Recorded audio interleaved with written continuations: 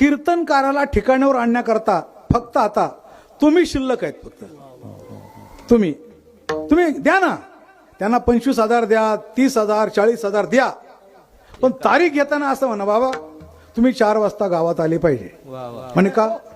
आम्ही तुम्हाला प्रवचनाला बसवणार आहे.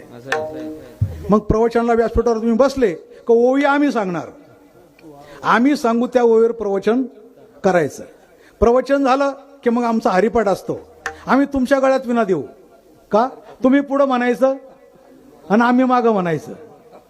तुमच्या पाठीकीने पाहायला पाहिजे ना.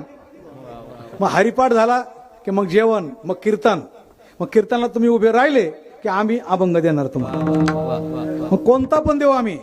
हा, पती जन्माला माझे उदरी, नाहीतर मग कृष्ण पीत, असे कुठल्या अभंग घेऊ आणि त्या अभंगावर तुम्ही कीर्तन करायचं.